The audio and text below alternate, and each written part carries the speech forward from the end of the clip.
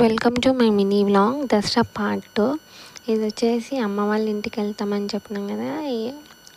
అత్తయ్య వాళ్ళు ఇట్లా బ్లెస్సింగ్స్ తీసుకొని స్టార్ట్ అయ్యామన్నట్టు 7 o'clock ఇట్లా 7:30 వరకు సిద్దిపేటకి అనేది వెళ్ళామన్నట్టు.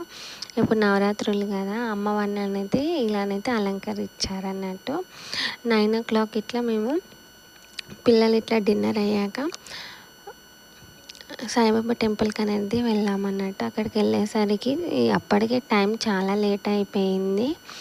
బాబా దర్శనం అయితే ఈసారి అయితే సరిగా తీసుకోలేకపోయామన్నట్టు. కింద ఇక్కడ దత్తాత్రేయ అంటారు కదా, ఆయన ఉన్నారు, వినాయకుడు ఉంటాడు, అలాగే ఇక్కడ సాయిబాబా ఉంటాడు అన్నట్టు. కింద దుని ఉంటుంది కదా, దుని ఇక్కడ విభూది ఉంది. నేను కొంచెం విభూది కూడా తీసుకున్నా అన్నట్టు.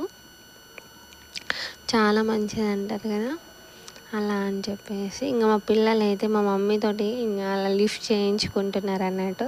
ఈసారి పాలపిట్ట కూడా చూడలేదు టెంపుల్కి వెళ్ళినా సరే. కానీ మళ్ళీ బాబాకు దర్శనం చేసుకుందామని పై వరకు వెళ్ళాము. మా బ్యాళ్ళకి వచ్చేసి ఆ దర్శనం అప్పుడే తీసేస్తున్నారు, అంత క్లోజ్ చేసేస్తున్నారు.